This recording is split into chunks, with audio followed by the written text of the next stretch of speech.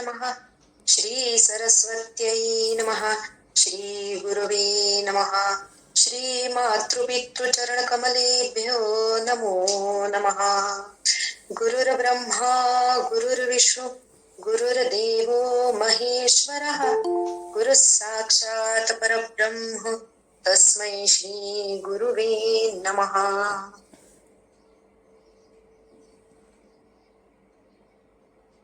सगळी प्रत्येकाच्या आयुष्यात ज्या घटना घडतात किंवा जसा प्रवास होतो त्याच्यासाठी गुरुकृपा खरोखर अत्यंत महत्वाची असते.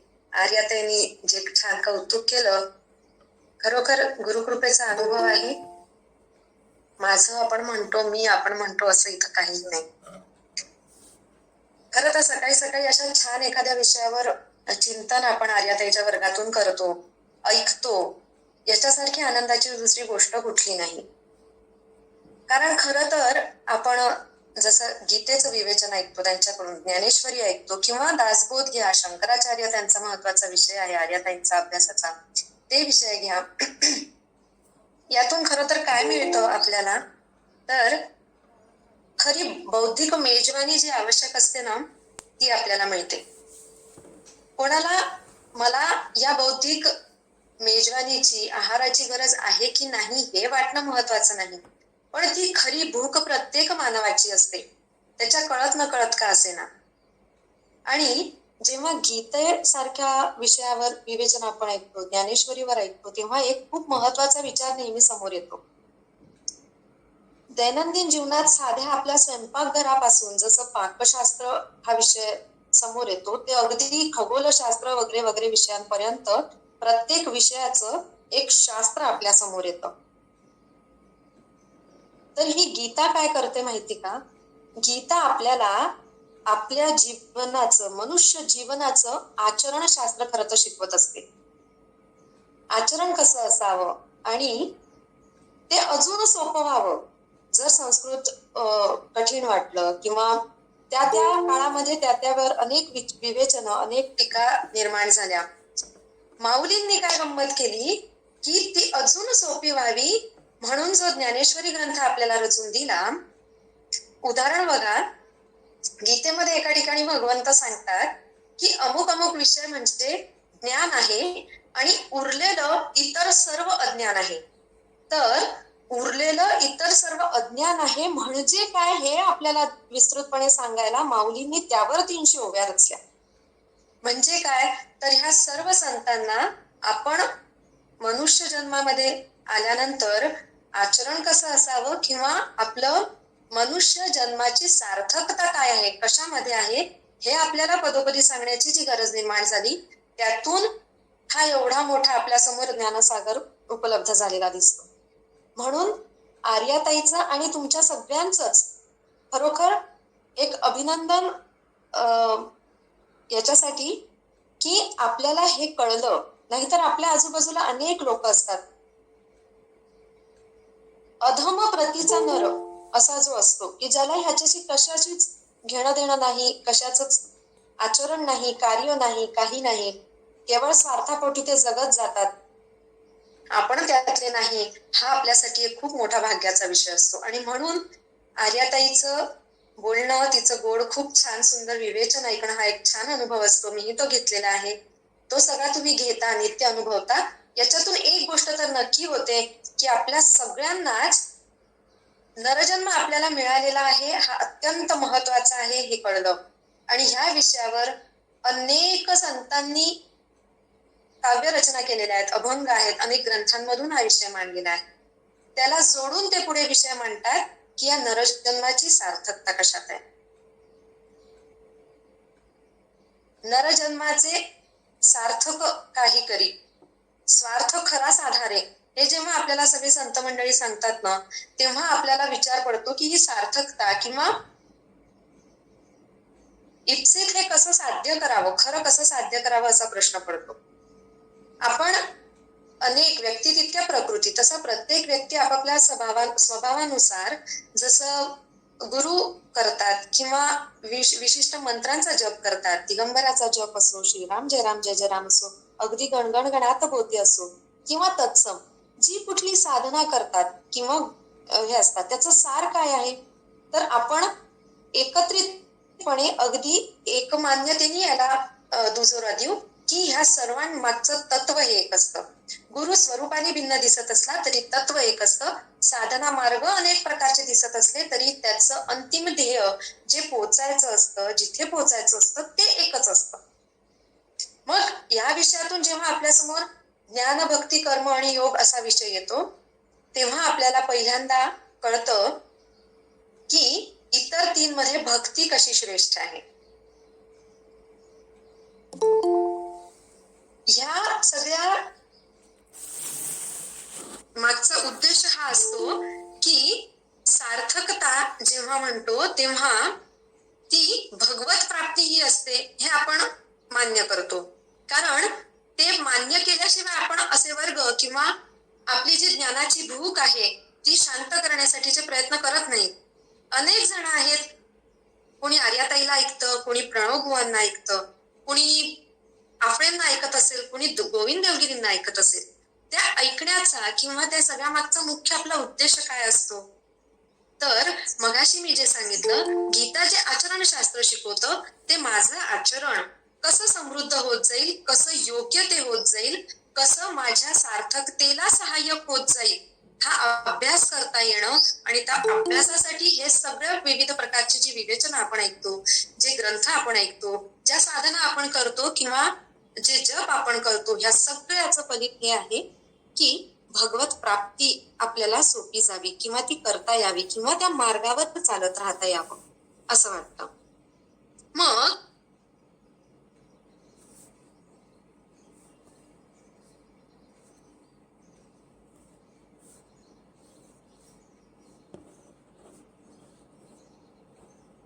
देवर्षी नारदांच्या माध्यमातून जी कथा आपल्या समोर येते ती म्हणजे एक आई आणि तिचे अगदी मरणासन्न अवस्थेतली 2 मुलं. ही कथा जी आहे ती भक्ती ही ज्ञानाची माऊली, ही माऊली म्हणजे ती आई आणि ज्ञान आणि वैराग्य हे तिचे ते 2 मुलं. आणि ह्या कथेतून पुढे काय येतं तर त्या भागवत ग्रंथाचं महात्म्य पुढे येतं आणि मग खरा भागवत ग्रंथ सुरू होतो ज्यामध्ये अनेक भगवत भक्तांच्या कथा आपल्या समोर येतात. आता बघा, त्या भगवत भक्तांच्या कथा आपण जेव्हा ऐकतो तेव्हा आपल्या मनात येऊन जातं आपणही असं व्हायला हवं, आपल्यासोबतही असं घडायला हवं, आपणही असा प्रवास करायला हवा. आणि म्हणजेच नरदेहाची सार्थकता, नरजन्माची सार्थकता, भगवत प्राप्तीचा प्रवास म्हणजेच नर ते नारायण हा जो प्रवास असतो तो सुप्तपणे आपल्यामध्ये दडलेला असतो की तो आपल्याला करायचा आहे, त्याच्यासाठी हा जन्म मिळालाय आणि ते साधण्यासाठी आपला हा प्रवास सुरू होतो. त्या कथांमधूनही आपल्यासमोर काय येतं तर नराचा नारायण होण्यासाठी मी प्रयत्न करतो आहे का. मी म्हणजे मी व्याख्येमध्ये जाणार नाही. मी म्हणजे काय हा फार मोठा विषय आहे. पंचभौतिक देह, पंचप्राण, सूक्ष्म देह, मन या कशाच्याही व्याख्येत मी जात नाही. मी व्याख्या न करणार. म्हणजे आर्याताईंनी शब्द व्याख्यान वापरला होता, पण आपल्या बुवांशी बोलताना जेव्हा आम्ही वर्गामध्ये त्यांना प्रश्न विचारला होता की बुवा व्याख्यान आणि प्रवचन याच्यात फरक हो कसा करायचा, तर बुवा म्हणले होते अगदी पुसटची रेषा असते, फार फरक नसतो.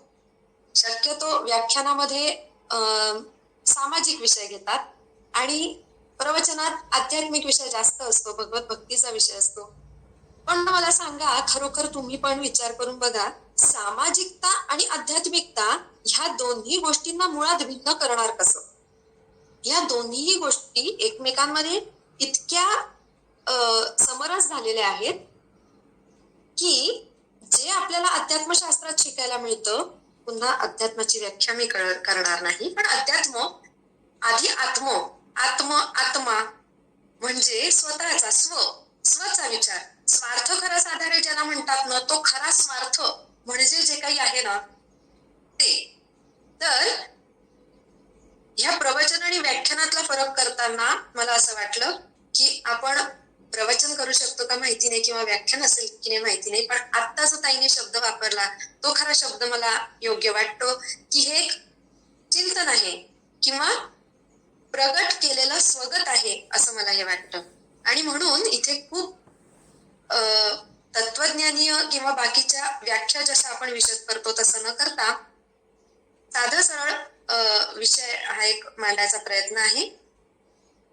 तर ह्या सगळ्या संकल्पनांना विशिष्ट चौकटीत बसवता येत नाही. अमुक म्हणजेच प्रवचन, अमुक म्हणजेच व्याख्यान असं म्हणता येत नाही. आणि म्हणून जसं भक्ती म्हटलं की अगदी आपल्या डोळ्यासमोर नवविधा भक्तीचे प्रकार येतात, पण त्या व्यतिरिक्त प्रकार नाहीतच का? असं नाही.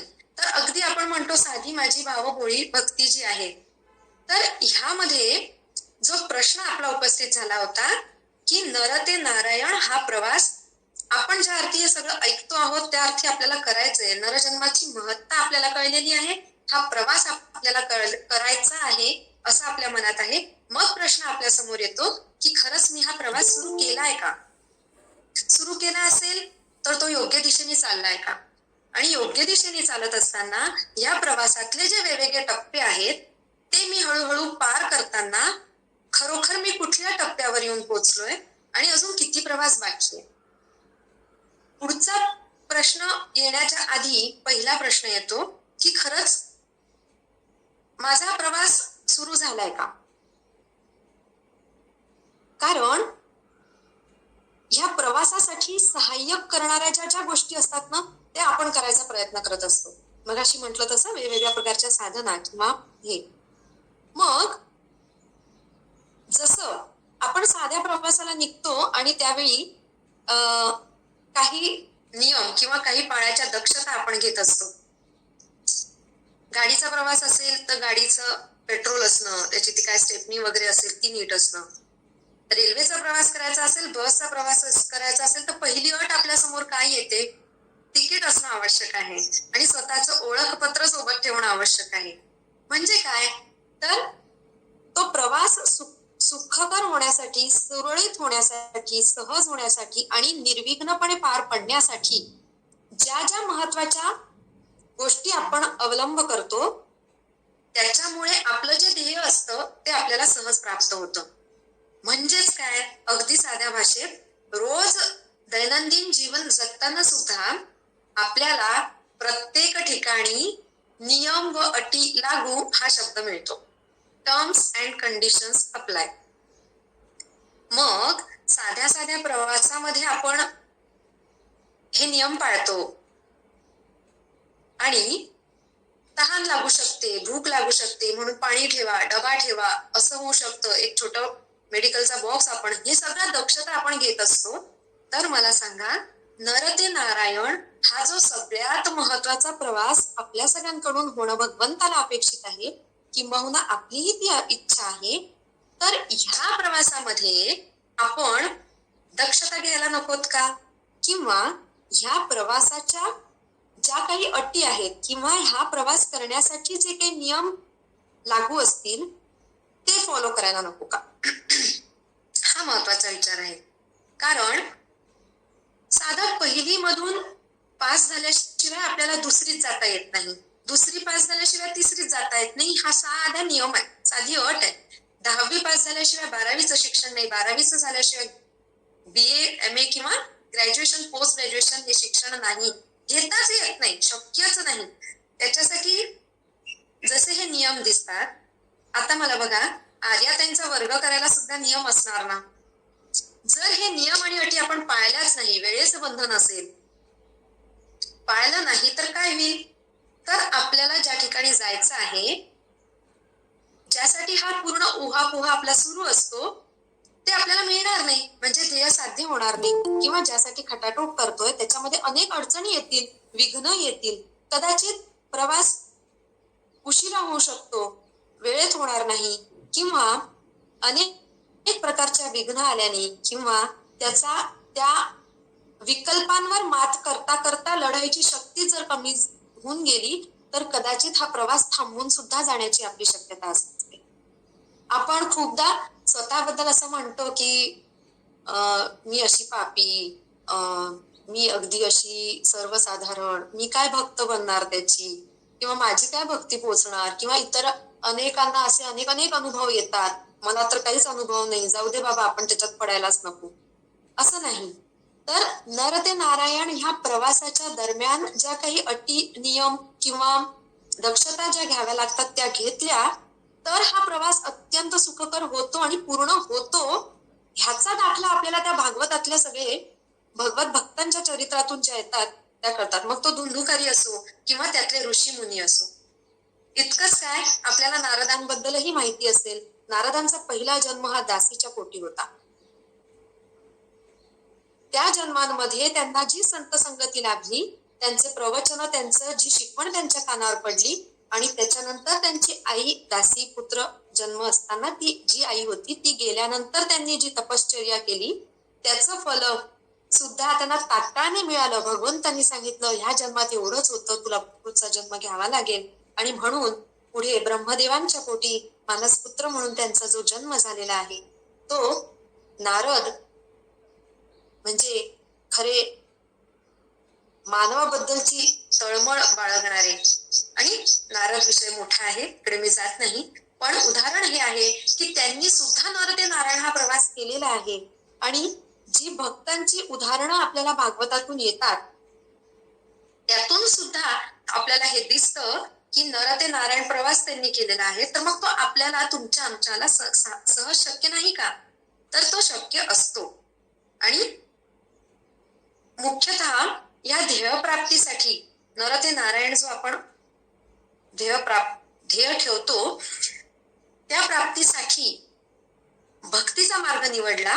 म्हणजे बघा, नरजन्म महत्वाचा, त्याच्यासाठी जी नरजन्माची सार्थकता कशात आहे तर भगवत प्राप्तीमध्ये.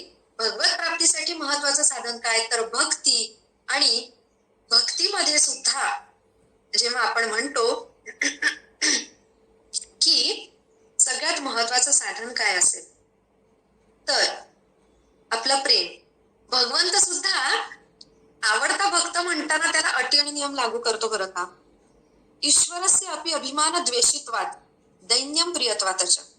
म्हणजे काय तर अहंकार रहित भक्त, नम्र असलेला भक्त, सर्व समर्पण भावानी त्याच्या चरणी लीन झालेला भक्त त्याला आवडतो. म्हणजेच काय, भक्त या संकल्पनेला सुद्धा त्यांनी सांगितलं की भक्त असावा. तो तर कसा, त्याला ही नियम आणि या अटी आहेत. अहंकार घेऊन आलेला भक्त भगवंताला आवडतो का? नाही आवडत. आणि म्हणून दिसतं त्यांनी जितके त्याचे भक्त होते त्यांच्यातला अहंकार दूर करण्यासाठी अनेक लीला घडवून आणल्या आहेत. मग आपल्याला जर हे कळतंय तर आपल्याला सुद्धा नर ते नारायण हा प्रवास करताना या विशिष्ट अटीचा विचार करणं अत्यंत महत्वाचं आहे. आणि नुसता विचार नाही तर ती आपल्याला समजलंय का आणि समजल्यानंतर आचरणात ते येतायत का, हा अत्यंत महत्वाचा विषय येतोय. आता मगाशी मी म्हटलं तसं गीता आपल्याला काय सांगते तर आपलं जीवनाचं आचरण शास्त्र सांगते. आणि नर ते नारायण हा जो प्रवास आहे ह्यामध्ये उपयोगी सगळ्यात महत्वाचं साधन काय असेल तर हे आचरण शास्त्र आहे. भक्तीमध्ये सुद्धा सर्वात महत्वाचं साधन आचरण शास्त्र आहे. आता यालाच म्हणतात a journey towards absolute consciousness. म्हणजे काय तर हा जो प्रवास सांगितला आहे ना याच्यासाठी महत्वाचं साधन आहे आपल्या जाणीवा. कसं काय तर आपण अगदी सर्वसामान्य जाणीवेच्या पातळीवर जेव्हा दैनंदिन कार्य करत असतो तेव्हा हळूहळू ह्या सगळ्या प्रवचनांमधून किंवा जे काही श्रवण करतो, जे काही अभ्यास करतो, अध्ययन करतो, जप करतो, साधना करतो, याची परिणती कशामध्ये होत असते तर आपली जाणीव विकसित होत जाते. जाणीव विकसित होते म्हणजे काय, आपण करतो ते योग्य की अयोग्य हे आपल्याला कळणं. नुसतं कळणं नाही, ते आचरणात उतरणं, ह्याला म्हणतात जाणीवाचा विकास होणं, जाणीवांचा विकास होणं. मग हा प्रवास जर जाणीवांच्या माध्यमातून होणार असेल तर ह्या जाणीवा आपल्याला किती प्रमाणात विकसित कराव्या लागतील, किती वरपर्यंत आपल्याला हा विचार करावा लागेल हे महत्वाचं ठरतं. कारण आचरण शास्त्र म्हणताना ते कठीण वाटतं, पण आता आपण या आचरण शास्त्रातला शास्त्र शब्द काढून टाकूया आणि आचरण या विषयावर येऊया. आचरण म्हणजे काय, पुन्हा मी व्याख्या न करणार. आचरणाची व्याख्या देत नाही. साधं सरळ सोपं आपलं उठणं, बसणं, वागणं, बोलणं, प्रतिक्रिया देणं, प्रतिसाद देणं हे सगळं काही आचरणात येतं. बरोबर. मग जे दिसतं, आपण जे बोलतोय, आता ऐकू येतंय, आपण जे वागतो, आपण जी कृती करतो ते दिसतं. आता प्रापंचिक गोष्टी आपण सोडून देऊ. आपण म्हणू सकाळचे मी डबे बनवते तेही माझं आचरण आहे. बरोबर. पण आता प्रापंचिक आचरण सोडून आपण एका विशिष्ट आचरणाच्या संदर्भात ह्या सगळ्या संकल्पना पुढे बघूयात. तर आचरण उठणं, बसणं, बोलणं, वागणं हे सगळं समोरच्याला दिसतं, ते त्याला जाणवतं, ह्याला आपण म्हणू शकतो बाह्य आचरण. पण दुसरा जो विषय आहे आंतरिक आचरण म्हणजे काय? आंतरिक आचरण हा शब्द कुठल्या पुस्तकात नाही बरं, तो कुठे शोधू नका. एक या बालबुद्धीला सुचलेला आंतरिक आचरणला विरुद्धार्थी शब्द काय तर बाह्य आचरण असं अशा यांनी मी हा आंतरिक आचरण शब्द वापरते. पण साधा सरळ आहे, अगदी लक्षात येईल. आंतरिक आचरण म्हणजेच आपल्या मनामध्ये जे काही सुरू असतं, मनाचा जो काही उद्योग, जो काही व्यापार सुरू असतो त्याचं आचरण. आता बाह्य आचरण आणि आंतरिक आचरण ह्याच्यामध्ये गंमत अशी होते, आपली गल्लत अशी होते की बाहेर जे दिसतं ते अतिशय चांगलं असावं, आपण असावं असं वाटतं म्हणून आपण मॅनर्स आणि एटिकेट्स फॉलो करायला जातो समाजामध्ये. आणि आंतरिक आचरणाचं काय होतं हे कोणाला दिसत नाही. मी मनामध्ये कोणाबद्दल काय बोलते आहे हे कोणाला कळत नाही, किंवा माझ्या मनामध्ये आता कुठला विचार चालू आहे हे कोणाला कळत नाही. त्याच्यामुळे जणू काही ते माझं लपल्या गेलंय की काय असं आपल्याला वाटतं. पण इथे खरा आपला मुख्य विचार सुरू होतो की भगवंताला अपेक्षित काय आहे. बाह्य आचरण तर अपेक्षित आहेच योग्य असणं, पण त्याच्यापर्यंत सगळ्यात आधी आवाज कुठला पोचतो तर तो मनाचा पोचतो. म्हणून मनाच्या व्यवहाराला सुद्धा किंबहुना जास्तच खूप महत्व आपल्याला अध्यात्मशास्त्रात किंवा एकूण सर्व साधनांमध्ये दिसतं. म्हणून मानसिक मानसपूजा, मानसिक जप हे सगळं आपल्या समोर येतं. का? कारण एक वेळ बाह्य आचरण आपल्याला सुधारता येणं, आपल्या सवयी, आपलं वागणं, आपलं हे चालणं बोलणं हे सगळं ठीकठाक करायला अतिपरिश्रम लागत नाहीत. पण हा मनाचा व्यापार सांभाळायला मात्र आपली त्रेधा तिरपीट उडते, हे सगळ्या संतांना माहिती होतं. आणि म्हणून मना सज्जना भक्तिपंथेची जावे किंवा नको रे मना ह्या विषयाची निर्मिती होती. कारण ह्या मनाचं ह्या साधनेमध्ये किंवा या आचरणामध्ये जो एक महत्वाचा सहभाग असतो तो या सर्व संतांनी जाणला होता. आणि म्हणून या मनाला उपदेश देण्यासाठी मनोबोधाचा जन्म झालेला आपल्याला दिसतो. तर हे आचरण जेव्हा आपल्याला समजतं आणि कृतीवर आचरण म्हणजेच कृती हे जेव्हा आपल्या समोर येतं, तर तेव्हा सगळ्यात महत्वाचा आपल्या सर्वांचा परिचयाचा आणि आवडता शब्द समोर येतो, कृती म्हणजे कर्म. म्हणजेच आचरण बरोबर कृती बरोबर कर्म. आणि म्हणून आचरणातून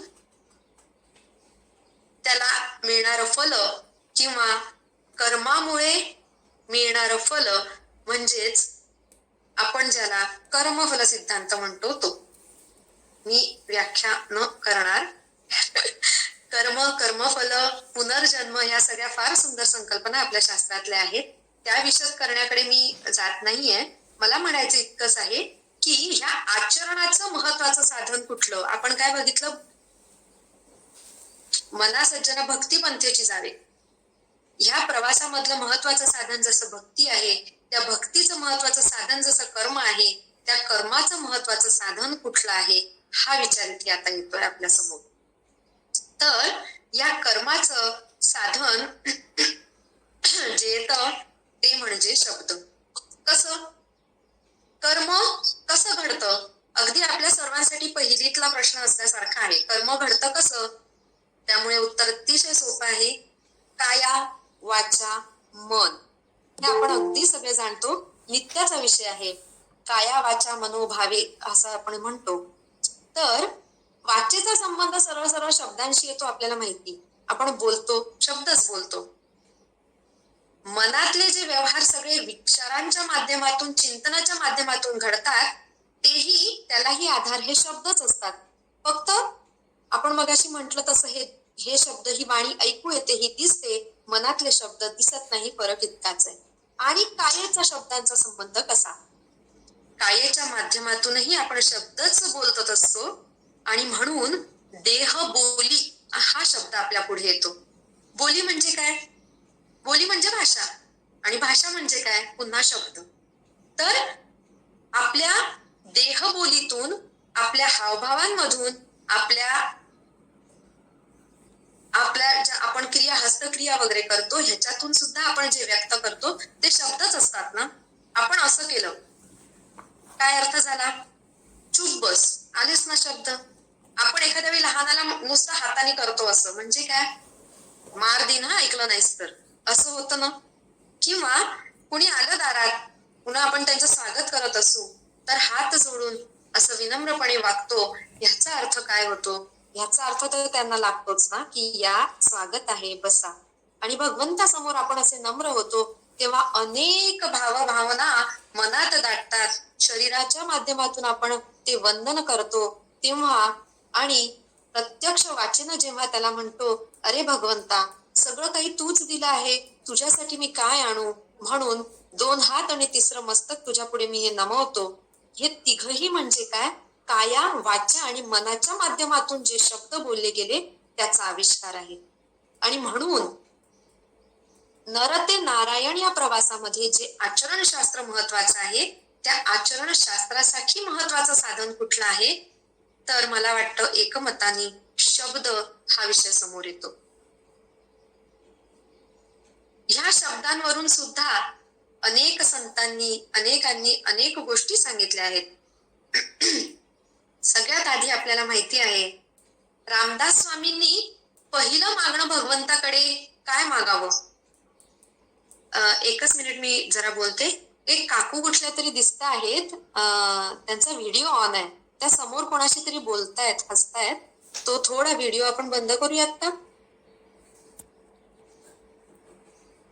काकूंची पण काहीतरी समोर कदाचित चर्चा सुरू असेल. सुनीती वज्रे काकू म्हणून आहेत. माझा असू देऊत का? हा, तू बोल, मी बघते. असू दे, ठीक आहे, काही हरकत नाही. तर महत्वाचा विषय येतो शब्द. आणि रामदास स्वामींनी सगळ्यात पहिलं मागणं रामरायाकडे काय मागितलं आपण माहितीये, कोमल वाचा दे रे राम. अनेक गोष्टी ते मागू शकत होते, पण पहिली मागणं त्यांनी काय मागितलं? कोमल वाचा दे रे राम. ह्या वाचेचं महत्व त्यांना जाणवतं, त्या वाचेचं महत्व त्यांना माहिती होतं.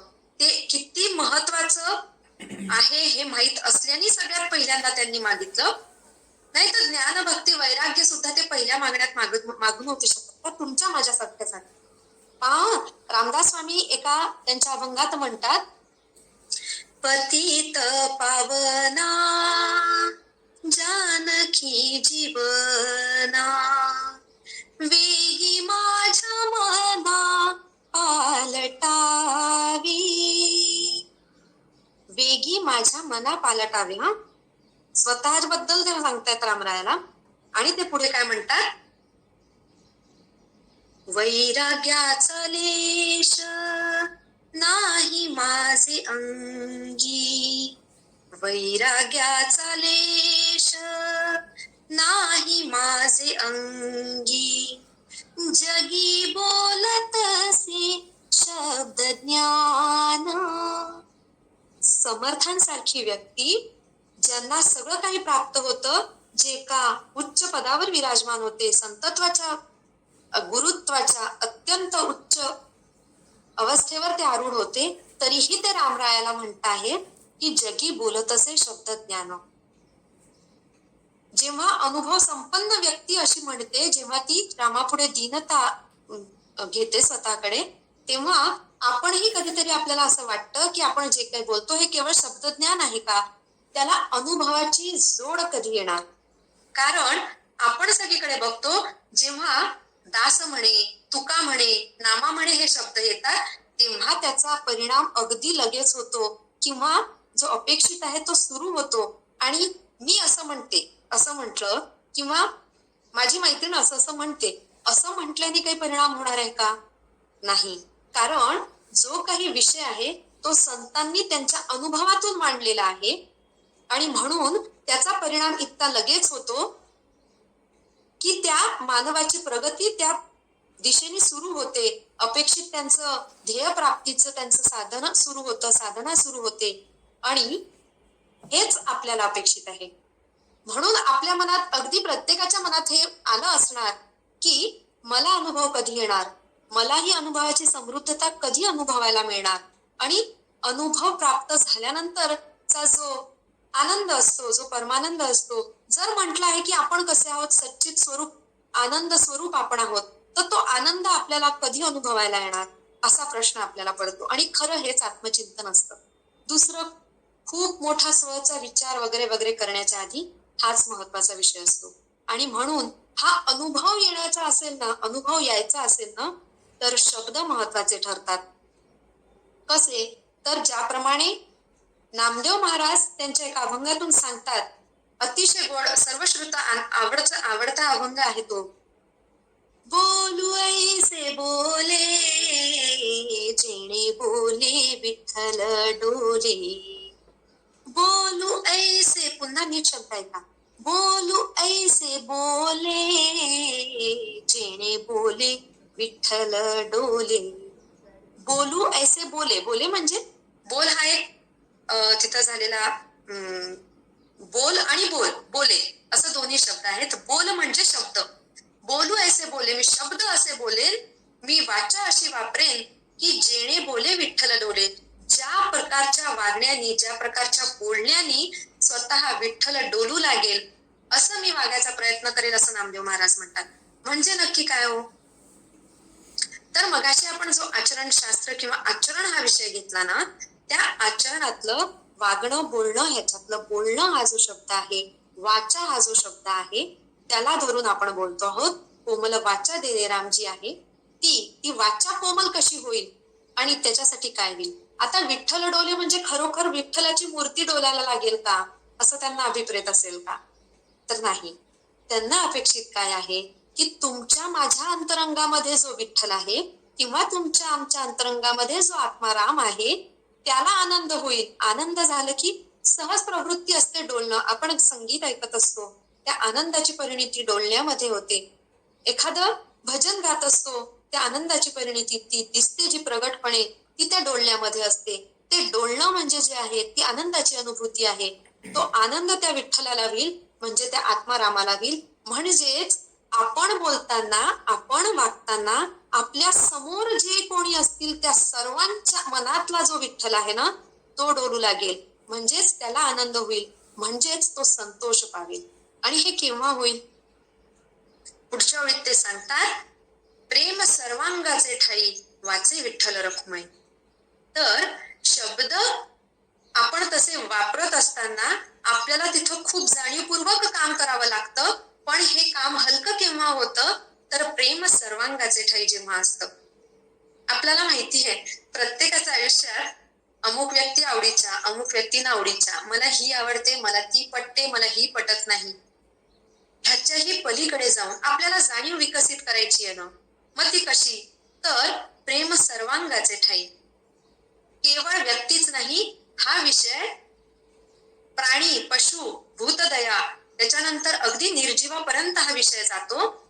पण आपल्यासाठी महत्वाचं जो आहे तो विषय असा चालला आहे की नर ते नारायण या प्रवासामध्ये जे आचरण आपल्याला करायचं आहे, त्या आचरणाची आपली कायावाच्या मनाची जी भाषा, जी शब्द आहेत, जी वागणूक आहे, जे वर्तन आहे, ते प्रेमाने ओथंबलेलं, प्रेम आणि जिव्हाळ्याने परिपूर्ण असलेलं जेव्हा असेल, तेव्हा समोरचा व्यक्ती डोलू लागेल.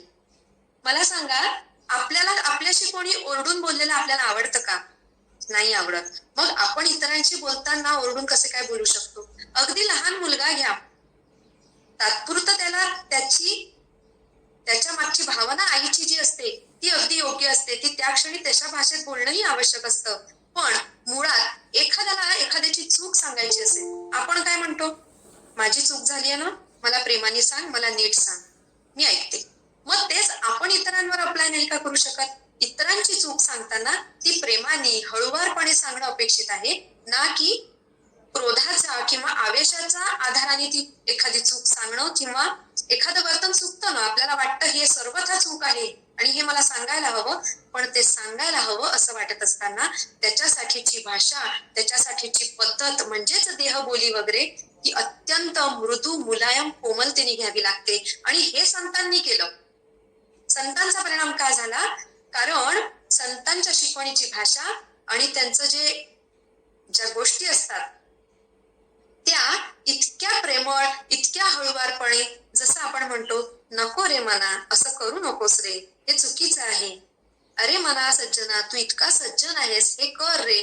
म्हणजेच काय, आपण ज्याला म्हणतो डूज अँड डोंट्स, हे कर आणि हे करू नको, हे सांगण्यासाठी संतांनी ज्याप्रमाणे शब्द वापरले तसे शब्द आपणही आचरणात आणण्याचा प्रयत्न करणं हा त्या प्रवासावरचा एक महत्वाचा मुद्दा असतो, एक महत्वाचं साधन असतं.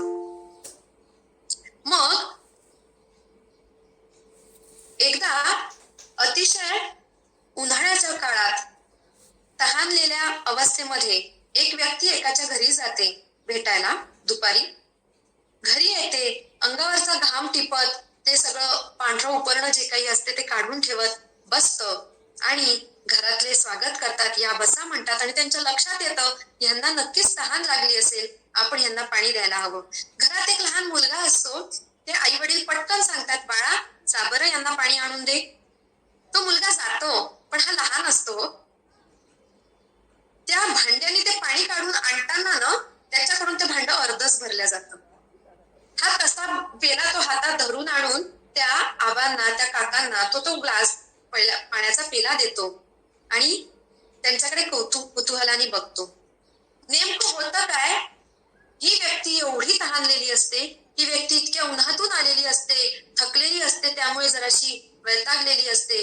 तिला हवं असतं ग्लासभर पाणी, कदाचित 2 ग्लास पाणी, आणि समोर येतं अर्धा ग्लास पाणी. यावेळी काय घडतं माहिती? ती व्यक्ती चुकून बोलून जाते, या घरातले सगळे अर्धवटच दिसतायत. मला सांगा याचा परिणाम काय होईल? ह्या एका वाक्यातून त्यांनी मोठ्यांचाही अनादर केला, त्यांचा पाणउतारा केला, पण त्या छोट्याशा मुलाच्याही मनावर संस्कार काय केले? ह्याच्या उलट ते बोलू काय शकत होते? बाळा जरा अजून पाणी देशील का, मला तहान जास्त लागली आहे. किंवा म्हटले असते की मला अजून पाणी हवंय, अजून आणा, काहीतरी त्याच्यावर बोलले असते.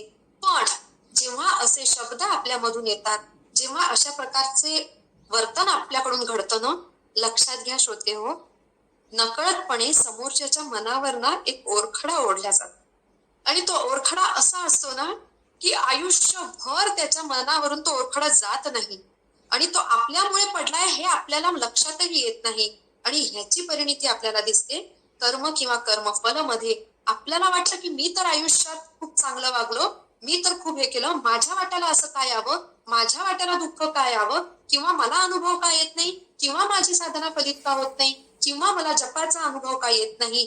तर एक महत्वाची गोष्ट इथे लक्षात येते, आपण अगदी दैनंदिन जीवनात उठल्यापासून झोपेपर्यंत स्वतःशीच काय, अगदी घरातल्या आपल्या जवळच्या नातेवाईक, जवळच्या संबंधितांशी काय, नातेवाईकांशी काय, पण समाजात सुद्धा वावरताना अतिशय दक्षता घ्यावी लागते, अतिशय सावधानता घ्यावी लागते, ती शब्दांवर घ्यावी लागते. आणि म्हणून शब्दांना जर साधना म्हणून स्वीकारता आलं तर हा नर ते नारायण जो प्रवास आहे ना, हा थोडा सुखकर होतो. आणि मगाशी मी जे म्हटलं ना, अनेक नियम, अटी, दक्षता या मार्गावर सुद्धा घ्याव्या लागतात. त्यातली अत्यंत महत्वाची गोष्ट म्हणजे शब्द ही आहे. जे शब्द आपल्याला आवडतात, जे शब्द बोलल्याने आपल्याला समाधान पावतं, तसं हे शब्द जसं एखाद्याच्या मनावर ओरखडा आणतात ना, हे शब्दच एखाद्याच्या दुःखावरची फुंकर असू शकते, त्याच्या वेदनेवरची फुंकर असू शकते. आपण काही नाही केलं, केवळ प्रेमाचे 2 शब्द बोललेत ना, तरी समोरच्याला आपण तो आनंद देऊ शकतो, ते सुख, ते समाधान देऊ शकतो, जे कदाचित पैसे देण्याने होणार नाही, जे कदाचित तुम्ही सगळं काही त्याला दिलं पण शब्द योग्य वापरले नाहीत तर ते पोचत नाही. आणि म्हणून काय होतं, आपण जी काही भक्ती करायला जातो, या भक्तीला जे मगाशी त्यांनी अहंकाराचं वावडं सांगितलं, भगवंतांनी सांगितलं ईश्वरस्य अपि अभिमान द्वेषित्वात्, त्याप्रमाणे ह्या शब्दांना नीतिमत्तेचा आधार असावा लागतो. नीतीला धरून हे शब्द यावे लागतात. दुसरी गोष्ट, प्रेम आणि जिव्हाळ्याने ओथंबून आलेले हे शब्द असतात. पुन्हा बघा, जिव्हाळा शब्द किती सुंदर आहे. जिव्हेला आळा बसल्याशिवाय हा जिव्हाळा निर्माण होत नाही. सर्वांगाचे ठाई प्रेम, सर्वांगाचे ठाई निर्माण होत नाही. आपण किती ठरवलं तरी मनात आपल्या राग, हे चडरिपू हा विषय येतो. पण त्याच्यावर मात करून हा प्रवास पुढे न्यायचा असेल ना, तर सर्वात महत्वाची साधना ठरते शब्द ही साधना. म्हणून आपल्याही लक्षही येत नाही, लक्षात सुद्धा येत नाही की आपण ज्याप्रमाणे ज्या पद्धतीचे शब्द वापरतोय त्यांनी परिणाम काय होतोय. पण इथं जर जागरूक राहिलो आणि अगदी स्वतःवर आपण मनावर बंधनं घालण्याचा विचार जसा करतो ना, तसं खूप कठीण वाटतं. मन वढाय वढाय त्याची सुरुवात शब्दांपासून व्हायला हवी असं वाटतं. कारण त्या तुलनेनं ही शब्द ना आळा घालणं, ते त्या प्रसंगी तशा पद्धतीने वापरणं हे सोपं आहे.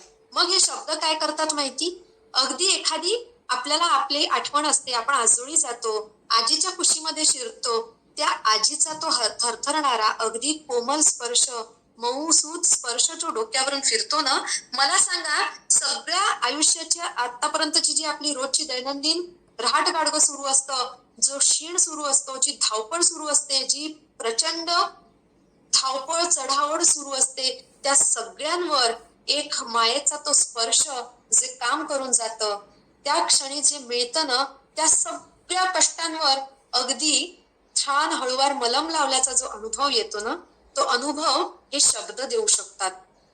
आणि हा अनुभव जेव्हा आपण घ्यायला लागतो ना, तेव्हा बाकीचा जो अनुभव आपल्याला अपेक्षित असतो की ज्या साधनेतून मिळावा, ज्या जपातून मिळावा, तो अनुभव इथून यायला खरोखर सुरुवात होतो.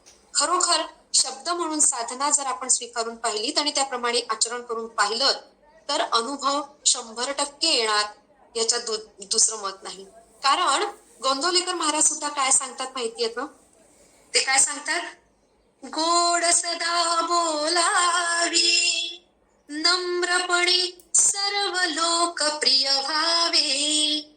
पुढच्या कडव्यात सांगतात, हाची सुबोध गुरूंचा, मन कोणाचे कधी न दुखवावे. आता मला सांगा, मन कोणाचं कधी दुखतं आणि ते दुखू नये म्हणून काय करायचं, दुखू नये याची दक्षता घ्यायची असेल तर पहिल्यांदा आपल्याला काय करावं लागेल, आपल्याला आपल्या शब्दांवर काम करावं लागेल, आपल्याला आपल्या देहबोलीवर काम करावं लागेल. आणि याच्याही सगळ्यात आधी आपला जो आवाज भगवंतापर्यंत पोहोचतो ते म्हणजे मन. त्या मनात जे विचार तरंग येतात, जे चिंतन येतं किंवा इतरांबद्दलचे जे चांगले वाईट विचार येतात, तिथं अतिशय दक्ष राहावं लागतं. तर मन कोणाचे कधी न दुखवावे, गोड सदा बोलावे, हे आपल्याकडून शक्य होतं. गोड सदा बोलावे अत्यंत महत्वाचं ठरतं. आणि म्हणून ह्या बोलण्याला, ह्या शब्दांना साधनेचं दर्जा प्राप्त होतो. खरोखर कधी शब्द ही साधना म्हणून कदाचित आपण विचार केला असेल नसेलही, माहिती नाही, पण खरोखर ही साधनेचा दर्जा प्राप्त असणारी गोष्ट असते, जी देहबोली, शब्द यांच्या माध्यमातून समोर येते. आणि म्हणून मगाशी आपण जो विचार आपण गेला होता, याच शब्दांमुळे अनेक नाती दृढ होतात, याच शब्दांमुळे अनेक नाती तुटतात सुद्धा. म्हणून नर ते नारायण हा प्रवास, नरजन्म आधी किती महत्वाचा, त्याची सार्थकता किती महत्वाची, सार्थकतेसाठी हा प्रवास किती महत्वाचा. आणि या प्रवासामधले जी काही भक्ती आपण सांगतो, त्या नवविधा भक्तीच्याही पूर्वी या सगळ्या प्रकारच्या साधनांना सहाय्यभूत जर कुठली साधना असेल, आधार जर कुठल्या साधनेचा असेल, तर शब्द ही साधना याच्यामुळे होतो. आणि ती कोरडी असून चालत नाही, भगवंतालाही भाव लागतोच ना. नुसत्या भक्ती, कोरडी भक्ती त्याला आवडत नाही, जसा त्याला भाव लागतो तसंच हे शब्दांना सुद्धा प्रेमाने ओथंबलेले आणि जिव्हाळ्याने परिपूर्ण असलेले हे शब्द त्याला आवडतात. त्याला जोड लागते नीतिमत्तेची. एकीकडे हे सगळं चांगलं आहे आणि आपला व्यवहारच चुकीचा होतोय. जिथं नीतिमत्ता राहत नाही तिथं हे सगळं असून चालत नाही.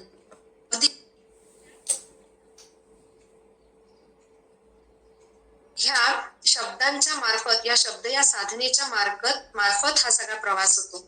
आणि म्हणून आपलं काय होतं, इतर कसे वागतात याच्याकडे लक्ष जातं, त्याच्या आधी आपण कसे वागतोय हे महत्वाचं असतं. इतर आपल्याला प्रतिसाद कसे देतात, इतर आपल्यावर रिॲक्ट कसे होतात हे आपण बघतो. त्याच्या आधी आपण त्यांना रिॲक्ट कसे होतो, आपण त्यांना प्रतिसाद कसा देतोय, आपण त्यांना प्रतिक्रिया कशी देतोय हे तपासणं जास्त महत्वाचं असतं. आणि इतरांची साधना कशी चाललीये, तो कुठपर्यंत पोहोचलाय, त्याला येतं की नाही, किंवा आपण म्हणतो ही व्यक्ती पहा एवढं सगळं जप तप साधना पूजा वगैरे करते, पण बोलण्यात तर इतका असं आहे की याचं बोलणं सुद्धा नकोसं वाटतं. तेव्हा आपलीही साधना कशी चाललीये, आपणही शब्द कसे वापरतो, आपणही ते करतो आहोत का हे पाहणं आधी महत्वाचं आहे. आणि म्हणून खूपदा ह्या काया वाचा आणि मनाद्वारे जे काही शब्द वापरले जातात अतिशय तोलून मोजून मापून ते वापरावे लागतात. अनेक संतांचे चरित्र याच्यासाठी उदाहरणासाठी आपण घेऊ शकतो. त्यांच्या आचरणातून ते आपल्याला हे सांगतात, त्यांच्या अभंगातून याच्यातून सुद्धा ते आपल्याला नित्य मार्गदर्शन करत असतात. कारण हे आचरणशास्त्र प्रत्येकाच्या प्रत्यक्ष अनुभवताना त्या भाषेचा, त्या गोडव्याचा उपदेश तेन देती परी ऐकाव्या त्या गोष्टी, ह्याचा परिणाम आपल्यावर होत जातो की आपणही तसे वागण्याचा प्रयत्न करू लागतो. आणि मला सांगा, आपण ह्या ज्या काही साधना करतो किंवा जे काही चिंतन मनन ऐकतो, मांडतो, वाचतो, ह्या सगळ्याची परिणिती कशात तरी होणं आवश्यक आहे ना. एखादं पदार्थ आपण कढईत जेव्हा बनवायला घेतो तेव्हा ते नुसतंच टाकून तसंच ठेवून दिलं तर तो पदार्थ जसा तयार होणार नाही, पूर्णत्वास जाणार नाही. त्याप्रमाणे आपलं जे काही आचरण करताना, ज्या साधना करतो, जे जप करतो, नर ते नारायण प्रवास करू इच्छितो, हा प्रवासच पूर्ण होणार नाही ना. हा प्रवास पूर्ण होण्यासाठी, हा अनुभव येण्यासाठी जर काही महत्वाचं असेल तर हा भाषेचा गोडवा समजून घेऊन आणि शब्दांचं महत्व आपल्या आयुष्यात लक्षात घेऊन त्याप्रमाणे आचरण अत्यंत महत्वाचं ठरतं. आणि एक अत्यंत सुंदर दृष्टांत पहा, अगदी सोप्या कथेतून समोर येतो. आपल्याला नामदेवांची कथा माहिती आहे की नामदेव महाराजांना सगळे नमस्कार करतात पण ते प्रतिनमस्कार करत नाही. त्यांना किंचितशा अहंकाराची बाधा झाली की काय असं वाटतं, म्हणून पांडुरंग लीला घडवतो आणि मुक्ताई मडक कच्च की पक्क या घटनेतून पुढे ते कृष्णेश्वराच्या मंदिरात जातात. जाताना वाटेत काय होतं, नामदेव महाराज तसे आपल्याला आपलं मडकं कच्च असं म्हटल्याने त्यांना जी वेदना होते, जे प्रश्न पडतात, त्याचं उत्तर ते पांडुरंगाला मागतात. पांडुरंग त्यांना म्हणतो तुम्ही मंदिराला जा. त्या मंदिरात गेल्यानंतर जातानाच्या वाटेवरची कथा मी सांगते. वाटेत एका ठिकाणी ते आपली शिदोरी घेण्यासाठी बसतात. ती भाकरीची शिदोरी उघडतात. मन जरा अस्वस्थ असतं, विमनस्क असतं, जरा आपलं काय चुकलं नेमकं हे त्यांना कळत नाही. आणि ज्या माझ्याशी भगवंत स्वतः बोलतो, माझा नैवेद्य ग्रहण करतो, माझ्या हातून जेवतो, अशा या मला नामदेवांना कच्चं मडकं म्हटलं आहे, हा विचार जो त्यांच्या मनात घुळत असतो ना, त्यावेळी त्यांच्याकडून एक कृती घडते. ती भाकरी खात असताना एक कुत्रा धावून येतो आणि त्या भाकरीचा तुकडा पळवतो. अस्वस्थ मन असल्यामुळे हे थोडेसे चिडतात आणि त्याच्याकडे एक दगड फेकून मारतात, त्याला हाकलून लावतात. अस्वस्थ असल्यामुळे पूर्ण शिदोरी संपतही नाही, तशीच ती कशी बांधतात, कारण त्यांना त्या मंदिरामध्ये जाण्याची ओढ असते. मंदिरात जातात, ते विसोबा खेचरांचा त्यांची भेट होते, त्यांना दृष्टांत होतो, त्यांना परंपरागत जे ज्ञान प्राप्त झालेलं असतं ते ज्ञानोबा माऊली विसोबा खेचरांच्या माध्यमातून त्यांना देतात. त्यांना जो अनुभव म्हणतो ना आपण या मार्गातला, तो अनुभव कुठला, जे जे भेटे भूत ते मानी जे भगवंत, हा अनुभव जो त्यांना प्राप्त होतो, त्यांच्या शिरावर त्यांच्या मस्तकावर हात ठेवतात, अनुभव संपन्न होतात, क्षणात त्यांना लीला कळते आणि ते खरे परिपूर्ण होतात. अहंकार दूर होऊन ते त्या अनुभवांना समृद्ध होऊन पुन्हा जेव्हा ते बाहेर येतात, पूर्वी त्यांना वाटतं की विठुराया फक्त माझ्यासोबत माझ्या राऊळात आहे, पंढरपुरात आहे. पण आता जेव्हा यांना हा अनुभव प्राप्त होतो आणि ते बाहेर येतात, त्यांना चराचरामध्ये हा विठुराया दिसू लागतो. पुन्हा एकदा त्या परतीच्या वाट्यावर, पुन्हा एकदा त्या झाडाखाली, पुन्हा एकदा ते भाकरीची गाठोडी सोडतात आणि शिदोरी घ्यायला बसतात. तेव्हा पुन्हा एकदा तो कुत्रा येतो आणि त्यांचा तो भाकरीचा तुकडा तो पळवतो. यावेळी त्यांच्या तोंडून शब्द काय येतात श्रोतेहो? ते म्हणतात, विठुराया कोरडा भाकरीचा तुकडा कापून येता, जरा त्याला तूप लावून घ्या. हे घ्या, मी तूप आणतो. आणि त्यांच्या मागे, त्या कुत्र्याच्या मागे ते तुपाची वाटी घेऊन जातात. मला सांगा, आधीच त्यांचं वर्तन आणि ह्या अनुभवाच्या प्राप्तीनंतर जे त्यांच्याकडून शब्द निघाले, त्या अनुभवामुळे ते शब्द म्हणजे काय होतं? ती परिपूर्णता होती. त्यांना जे काही किंचित न्यूनता राहिली होती, ती दूर होऊन जे काही संपन्नता त्यांच्याकडे आली, त्याची परिणिती जे जे भेटे भूत ते मानी जे भगवंत होतं. मग मला सांगा, ह्या गोष्टीतून आपण काय घ्यायचं? आपण पहिल्या पायरीवर आहोत असं जरी समजलं, तरीही प्रत्यक्ष जे जे भेटे भूत त्याच्यात आपल्याला दिसत नसलं, तरी सुद्धा जे जे आपल्या समोर येतात, त्या प्रत्येकाशी वर्तनाच्या माध्यमातून, शब्दांच्या माध्यमातून, ह्याच एका भावनेने जर आपण आचरण करायला लागलो, तर मला सांगा, हा अनुभव आपल्याला का नाही मिळू शकणार बरं? तो समोरचा जो व्यक्ती आहे, त्याच्या अंतरंगातल्या त्या विठ्ठलाला आनंद व्हावा, तो डोलू लागावा असं वाटत असेल, तर मला माझ्या शब्दांवर सर्वप्रथम काम करणं आवश्यक आहे. आणि पुन्हा एकदा, शब्द म्हणजे काया वाचा आणि मनाने येणारे शब्द. वरवरून मी तुला अगदी गळाभेट घेईन आणि मनात म्हणेल, जाऊ दे, कधी एकदाची घरातून जाते असं मला होतंय. तर हा विरोधाभास होतो, जो भक्तीमध्ये अमान्य आहे. विरोधाभास कुठेही स्वीकारार्ह नसतो. आणि म्हणून जे काही आपण बोलतो, बोले तैसा चाले त्याची वंदावी पावले. का बरं? कारण त्यांच्या आचरणात, त्यांच्या बोलण्यात, शब्दात आणि त्यांच्या मनामध्ये जे येतं, या तिघांमध्ये एक समानता असते, या तिघांमध्ये भेदभाव नसतो. हा तो मुख्य फरक असतो. आणि म्हणून आपल्या शब्द ह्या साधनेची सुद्धा परिणती कशामध्ये होणार आहे? तर या सर्व गोष्टींना अतिशय आधारभूत, अत्यंत महत्वाचं सहाय्य ज्यांचं होणार आहे, ते शब्द ही साधना, त्याला प्रेम आणि जिव्हाळ्याची जोड आणि त्याला नीतिमत्ता आणि स्वार्थ त्यागाची जोड जर दिली, तर हा अनुभव आपल्याला मिळणं, खरोखर विश्वास ठेवा, काहीच कठीण नाही. फक्त सुरुवात करायला हवी शब्द या साधनेपासून. आणि म्हणून क्षणोक्षणी शब्द अगदी जपून वापरावे, प्रेमाने वापरावे, अगदी आपल्याला जसे आवडतात तसेच वापरावे. कारण ह्याच्यातून आपलं खरं आचरणशास्त्र घडत जातं. आपण तसे घडत जातो, जे गीतेला अभिप्रेत आहे, जे माऊलींना अभिप्रेत आहे, जे दासबोधातून सांगितलं आहे की कसं वागावं आणि कसं वागू नये. याची पहिली पायरी म्हणजे शब्द ही साधना असते. आणि म्हणून आपल्याला नरजन्म महत्वाचा का आहे हे कळतं. त्याची सार्थकता म्हणजेच भगवत प्राप्तीमध्ये आहे हे आपल्याला कळतं. मग त्या भगवत प्राप्तीपर्यंतचा जो प्रवास आपल्याला करायची आहे ना, त्या प्रवासात सगळ्यात महत्वाच्या इतर अनेक ज्या काही अटी, नियम वगैरे असतील, त्यातली पहिली अत्यंत महत्वाची दक्षता ती म्हणजे शब्द. काया वाचा मनोभावे असलेले हे शब्द जपले तर आपला हा नर ते नारायणाचा जो प्रवास आहे, हा अत्यंत सुखकर होईल, अगदी सुखद होईल. आणि आपल्याला जो कायम प्रश्न पडतो की मी योग्य वाटेवर आहे ना, मी योग्य दिशेला चालतोय ना, माझा प्रवास सुरू आहे ना, की तो थांबलेला आहे, ह्याचं उत्तर आपल्याला आपलंच मिळतं, आपल्याच चिंतनातून ते मिळू शकतं. आणि म्हणून हा असा प्रवास हा निर्विघ्न होण्यासाठी सगळ्यात पहिली जपणूक जी आपल्याला करावी लागते, जाणीवपूर्वक जिथे परिश्रम घ्यावे लागतात, जाणीवपूर्वक जिथं आपल्याला काम करावं लागतं, ती म्हणजे शब्द ही साधना. आणि म्हणून तुम्हा सगळ्यांचा, आणि आज इथे कोणी अनुपस्थित असतील, इतर सर्वच प्राणी मात्र, हे ईश्वरा सर्वांना चांगली बुद्धी दे, आनंद दे, असं जे आपण म्हणतो, या सर्वांचाच एकूण हा प्रवास अत्यंत सुखकर व्हावा, याच्यासाठी मी गुरुरायाच्या चरणी प्रार्थना करते. तुम्हा सगळ्यांचे पुन्हा एकदा आभार व्यक्त करते. आणि ह्या संपूर्ण चिंतन चिंतनाचं जे सार आहे हे भगवंताच्या चरणी अर्पण करते.